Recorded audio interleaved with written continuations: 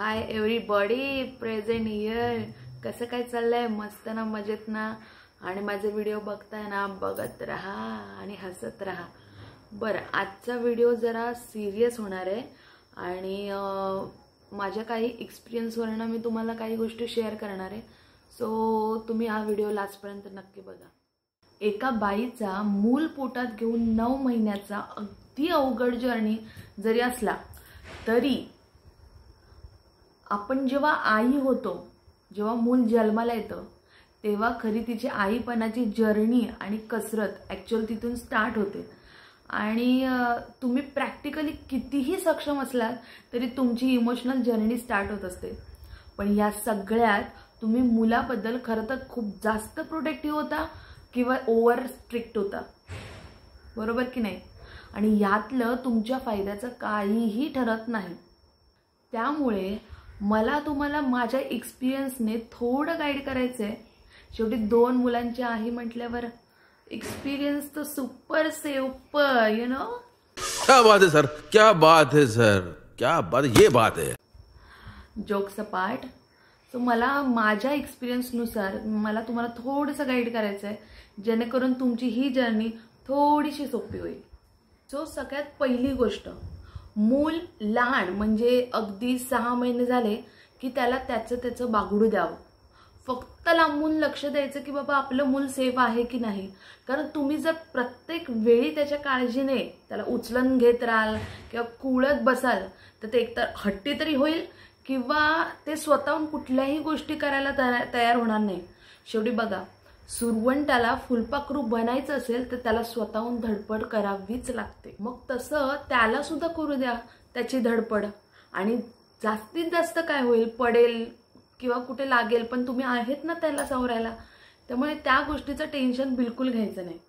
आता सांगते सेकंड गोष्ट.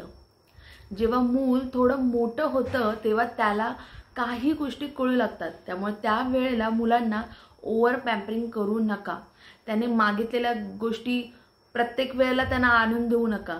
थोडी वाट पाहायला लावा. त्यामुळे काय होईल, त्यांचे पेशन्स वाढतात. आणि मुलांना चांगल्या गोष्टी खाण्याची हॅबिट लावा. त्या वेळेला कसं होतं, तुमच्याकडे त्याने चॉकलेट मागितलं, कुणाचं बघून मागितलं किंवा तुम्ही कधी तुम्हीच ओळख करून देता, तर त्या गोष्टींची त्यांना सवय लागते की बाबा आई पप्पांना सांगितलं की ते लगेच आणून देतात आपल्याला. त्यामुळे त्यांना एक पेशन्सची सवय लावा. थोडी वाट बघायला लावा. आज मुलाने वस्तू मागितली तर बाबा 15 दिवसाने किंवा त्याच्यानंतर असे आणून द्या. पण लगेच त्याने मागितलं कुठलीही गोष्ट आणून देऊ नका. मुलांना चांगल्या खाण्याची हॅबिट लावा. कारण नंतर माझं मूल फक्त हेच खातं, घरचं खात नाही, माझं मूल चॉकलेट खातं, माझं मूल पिझ्झा खातं, या गोष्टीच्या तक्रारी आपण बाकीच्यांना सांगत असतो. पण याला जबाबदार कोण असतं? आपणच. कारण आपणच ओळख करून देणारे असतो आणि नंतर जाऊन मुलांना शिव्या सुद्धा घालणारे आपणच असतो. त्यामुळे काय होतं, जास्तीत जास्त काय, बिचाऱ्या मुलांचं नाव उगाच खराब होतं. त्यामुळे आपणच सवय लावून द्या चांगल्या गोष्टी खाण्याची. ही गोष्ट चांगली आहे, ही गोष्ट कशी तुझ्यासाठी वाईट आहे, हे त्यांच्या कलेने त्यांना सांगायचा प्रयत्न करा. आता आली तिसरी गोष्ट. लहान मुलांमध्ये मोटर स्किल डेव्हलप करण्यासाठी मुलांना पहिली गोष्ट म्हणजे टीव्ही आणि मोबाईल या गोष्टींपासून खूप लांब ठेवा. लवकर या गोष्टींची ओळख करून देऊ नका. आणि घरात जर बघत तुम्ही असाल तर त्याला सुद्धा एक टाइम टेबल ठेवा, लिमिट ठेवा. कारण ह्या गोष्टी तुमच्या मुलांच्या मेंदूवर परिणाम करतात, बाकी काहीही करत नाही. त्यापेक्षा मुलांशी तुम्ही संवाद साधा, तुम्ही बोला मुलांशी. घरच्या घरी जितक्या गोष्टी शिकवता येतील ना तितक्या गोष्टी शिकवा, पण त्यांच्या कलेने. आणि मी सांगेन की त्यांना त्यांच्या भाषेतच कळतं. त्यामुळे त्यांना त्यांच्या वेने कसं शिकवता येईल, त्यांना त्यांच्या वेने पोयम कशा शिकवता येतील, गोड गोड बोलून का ना त्यांना पोयम किंवा प्रार्थना किंवा काही छोटे छोटे खेळ असतील ते शिकवत जा. छोटे छोटे एक्सरसाइज असतात लहान मुलांचे, ते शिकवत जा तुम्ही त्यांना. कारण कसं असतं माहिती आहे का, पहिल्या काळी संस्कार शिकवणारे आपले आजी आजोबा असायचे. त्यामुळे आपल्याला प्रार्थना, कशी देवाची प्रार्थना करायची, कशी देवाची पूजा करायची, हे सगळं माहिती होतं. पण आता कामानिमित्त आपल्याला सगळ्यांना लांब राहायला लागतं. त्याच्यामुळे काय होतं, आपणच आई बनून अध्यात्म शिकवलं तर काय हरकत आहे. मुलांना तेवढीच गोडी निर्माण होते देवाबद्दल, कशी पूजा करायची, कशी प्रार्थना करायची. 2-2 छोटे छोटे श्लोक शिकवलं तरी भरपूर आहे. आणि आता म्हणाल तुम्ही ह्या सगळ्या गोष्टी शिकवल्यावर काय होईल, तर मूल एका जागेवर शांत बसायला शिकतं.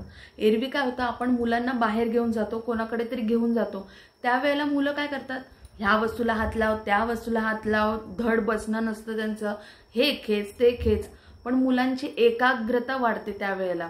जेव्हा आपण अध्यात्म शिकवतो लहान मुलांना, देवाचं काहीतरी शिकवतो, त्यावेळेला मुलांना एका जागेवर शांत बसून प्रार्थना करायला शिकवतो, तेव्हा त्यांचा एकाग्रता वाढते.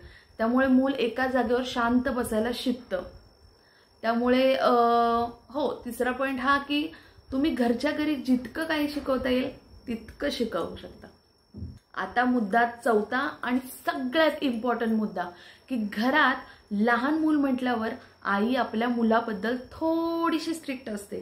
कारण आईला माहीत असतं की आपल्या मुलाला कशामुळे त्रास होऊ शकतो किंवा त्याला कशा पद्धतीने हँडल केलं की ते ऐकेल.